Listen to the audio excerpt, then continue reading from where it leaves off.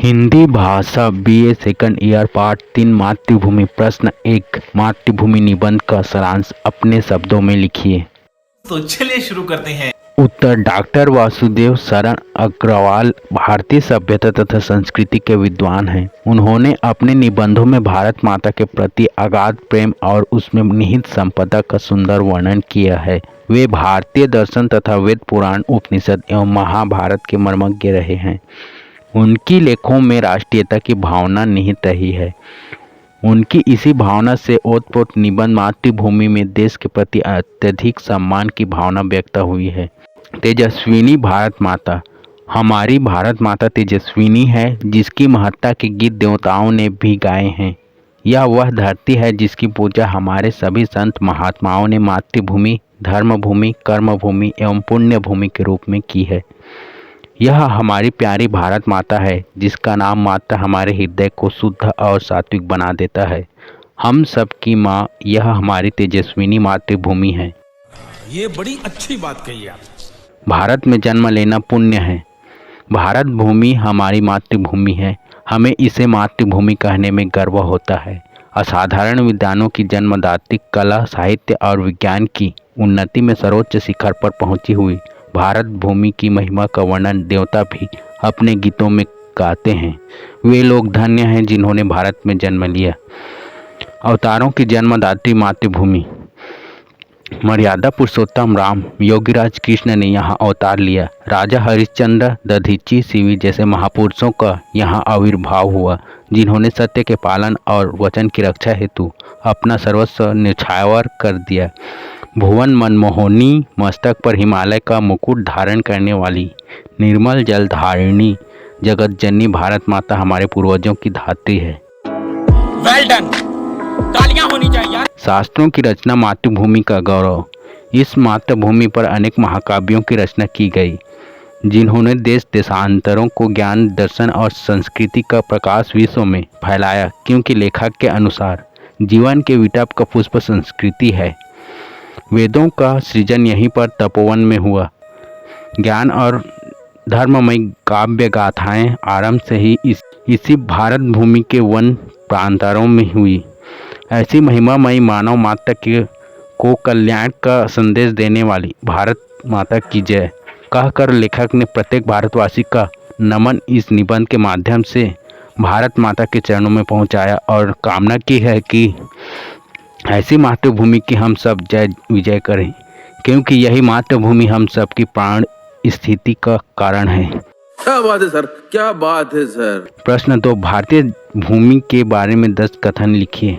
उत्तर, यह भारत भूमि अपनी मातृभूमि है। किसी और का इस माता के प्रेम पर अधिकार नहीं है। लेखक ने भावात्मक स्तर पर मातृभूमि के हर पहलू पर सुंदर भाषा में उत्कृष्ट विचारों को इस निबंध में प्रस्तुत किया है। इस निबंध में उनका चिंतन, ज्ञान, दर्शन और विचार सभी कुछ संस्कृति के दायरे में व्यक्त हुआ है। कुछ महत्वपूर्ण बिंदु इस प्रकार हैं। मातृभूमि वात्सल्यपूर्ण है। यह मातृभूमि माता की तरह संतानों का पोषण करती है। जिस तरह माता दुग्ध का विसर्जन करती है, उसी प्रकार दूध और अमृत से परिपूर्ण मातृभूमि अनेक दुग्ध धाराओं से राष्ट्र के जन का कल्याण करती है। लेखक ने इस भूमि को कामदूधा कहा है। मातृभूमि स्वयंभरा है। मातृभूमि सत्य के प्रकाश से प्रकाशित है। भारतीय मनीषियों ने इस भूमि के अपने हृदय के दर्शन ध्यान द्वारा किए हैं। इसी में उन्होंने सत्य के प्रकाश को प्राप्त कर पूरे विश्व में इसकी आध्यात्मिक ज्योति फैलाई है। बात तो सही है। मातृभूमि प्रेम और अध्यात्म का सुंदर समन्वय है। विश्व में प्रेम और अध्यात्म का संदेश देने वाली मातृभूमि है। आज भी चिंतन से युक्त मनीषी मातृभूमि के नूतन सौंदर्य, नवीन आदर्श और अछूते रस का आविष्कार किया करते हैं। मातृभूमि का भौगोलिक रूप आकर्षक भी। मातृभूमि के भौगोलिक रूप में पर्वतों की श्री सुषमा से सुसज्जित, सागरों की मेखला से अलंकृत स्वरूप में सौंदर्य बिखरा पड़ा है। प्राकृतिक शोभा के प्रति आकर्षण भी मातृभूमि के प्रति हमारे प्रेम को गहरा करता जाता है। पर्वतों का अनूठा सौंदर्य। मातृभूमि का तिलक करने के लिए विधाता ने सबसे ऊंचे पर्वत हिमालय को मुकुट के रूप में मस्तक पर स्थिर कर दिया। इन पर्वतों पर चढ़कर हमारी संस्कृति का यश हिमालय के उस पार प्रदेशों में भी फैला। यही नहीं, अभी और सुनिए। मातृभूमि की नदियों का सौंदर्य हिमालय के कठिन शैलों को चीरकर यमुना, जाह्नवी, भागीरथी, मंदाकिनी और अलकनंदा ने केदार खंड में तथा सरयू, काली, कर्णाली ने मानस खंड में तथा गंगा जैसी पवित्र पापनाशिनी नदियां मातृभूमि का गौरव बढ़ाती हैं। मातृभूमि की मिट्टी की महिमा।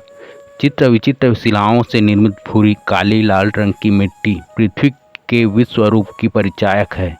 यह मिट्टी वृक्ष, वनस्पति व औषधियों को उत्पन्न करती है। इस मिट्टी में अद्भुत रसायन है जो समस्त चराचर को नवजीवन प्रदान करता है। मातृभूमि की जीवन रक्षक वन संपदा। हमारी भूमि पर घने जंगल हैं जिनमें अनेक प्रकार की वीर्यवती औषधियाँ प्राप्त होती हैं। ब्राह्मी, रुद्रवंती, स्वर्णक्षीरी, सौपर्णी, शंखपुष्पी जैसे अनेक औषधियाँ हैं जिनमें जीवन रक्षण तथा तन मन को स्वच्छ बनाने की शक्ति है। अच्छा है, बहुत अच्छा आइडिया। मातृभूमि का वनस्पति जगत। देवदारू, ग्रोथ, आंवला, आम्र, अश्वत्थ, उदुम्बर और साल जैसे अनेक वृक्षों की हमारे यहाँ पूजा की जाती है।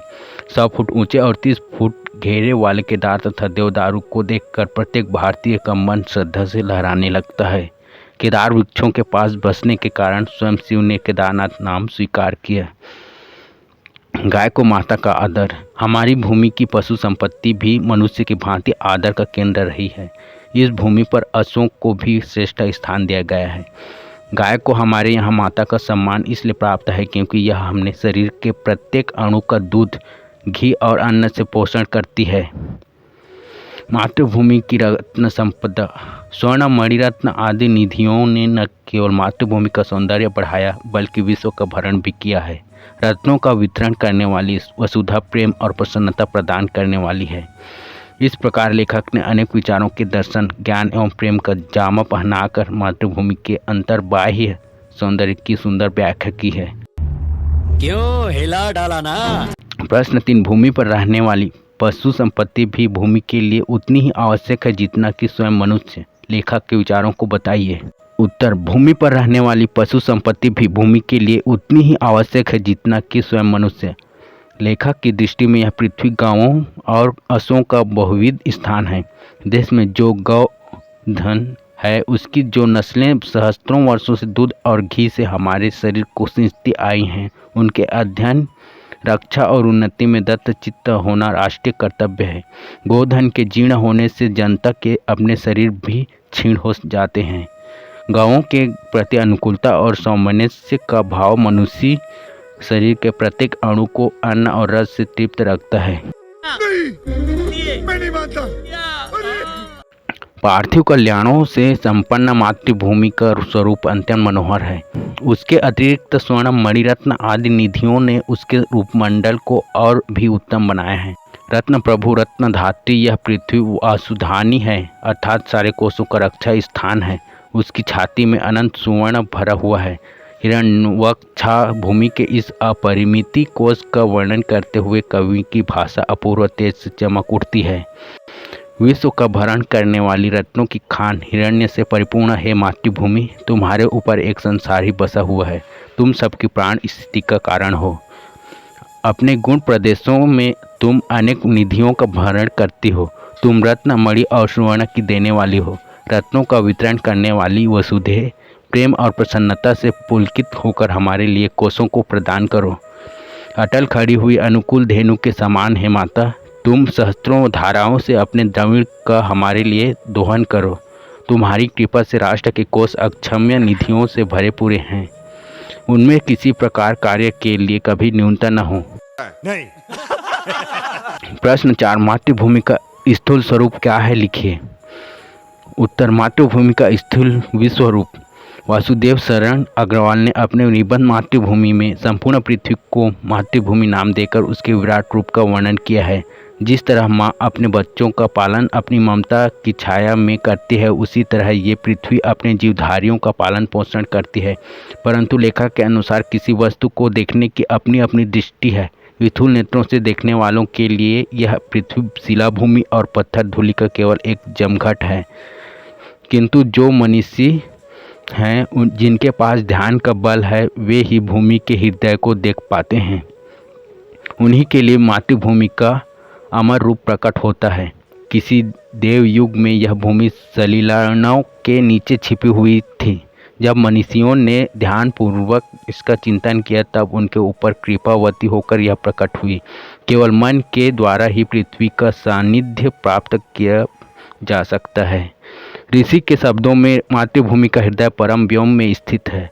विश्व में ज्ञान का जो सर्वोत्तम स्रोत है वही यह हृदय है। यह हृदय सत्य से घिरा हुआ अमर है। हमारी संस्कृति में सत्य का जो प्रकाश है उसका उद्गम मातृभूमि के हृदय से ही हुआ है। सत्य अपने प्रकट होने के लिए धर्म का रूप ग्रहण करता है। इतने तेजस्वी लोग हैं हमारे पास। सत्य और धर्म एक है। पृथ्वी धर्म के बल से टिकी हुई है। महासागर से बाहर प्रकट होने पर जिस तत्व के आधार पर पृथ्वी आश्रित हुई, कवि की दृष्टि में वह धारणात्मक तत्व धर्म है। इस प्रकार के धारणात्मक महान धर्म को पृथ्वी के पुत्रों ने देखा और उसे प्रणाम किया। सत्य और धर्म ही ऐतिहासिक युगों में मूर्तिमान होकर राष्ट्रीय संस्कृति का रूप ग्रहण करते हैं। संस्कृति का इतिहास सत्य से भरे हुए मातृभूमि के हृदय की ही व्याख्या है। जिस युग में सत्य का रूप विक्रम से संयुक्त होकर सुनहरे तेज से चमकता है वहीं संस्कृति का स्वर्ण युग होता है। कवि की अभिलाषा है कि हे मातृभूमि, तुम हिरण्य के संदर्शन से हमारे सामने प्रकट हो। तुम्हारी सुनहरी परियोजनाओं को हम देखना चाहते हैं। युगा विशेष में राष्ट्रीय महिमा की नाप यही है कि उस युग की संस्कृति में स्वर्ण की चमक है या चांदी या लोहे की। हिरण्य संदर्शन या स्वर्ण युग ही संस्कृति की स्थायी विजय के युग हैं। कितने शानदार विचार रखते हैं जी। पूरा काल में मनीषी ऋषियों के अपने ध्यान की शक्ति से मातृभूमि के जिस रूप को प्रत्यक्ष किया था वह प्रत्यक्ष करने का अध्याय अभी तक जारी है। आज भी चिंतन से युक्त मनीषी लोग नए नए क्षेत्रों में मातृभूमि के हृदय के नूतन सौंदर्य, नवीन आदर्श और अछूते रस का आविष्कार किया करते हैं। जिस प्रकार सागर के जल से बाहर पृथ्वी का स्थूल रूप प्रकाश में आया, उसी प्रकार विश्व में व्याप्त जो ऋतु है उसके अमूर्त भावों को मूर्त रूप में प्रकट करने की प्रक्रिया आज भी जारी है। दिलीप को गोचारण की तरह मातृभूमि के ध्यानी पुत्र उसके हृदय के पीछे चलते हैं और उसकी आराधना से अनेक वरदान प्राप्त करते हैं। यह विश्व ऊर्ध्वमूल अस्वस्थ कहा गया है।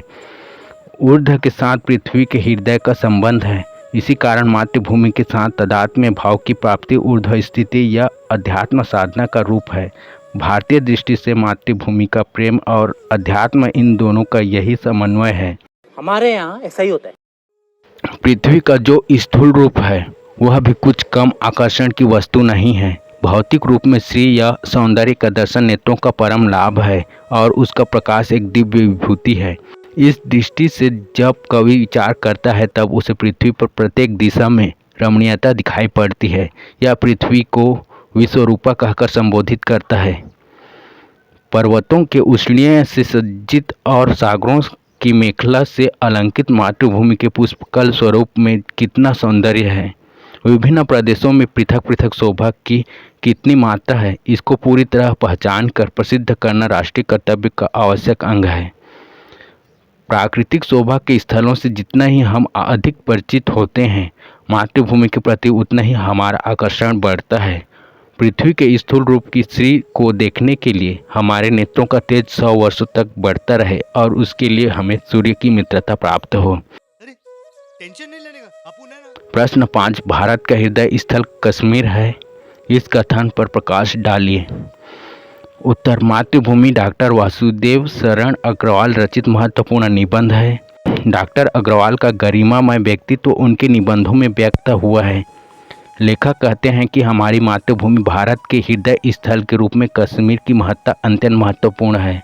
यह अत्यधिक मनमोहक है। यहाँ प्रियदर्शी सम्राट अशोक की महिमा मंडित रही है, जिन्होंने कश्मीर प्रदेश की राजधानी श्रीनगर की स्थापना की।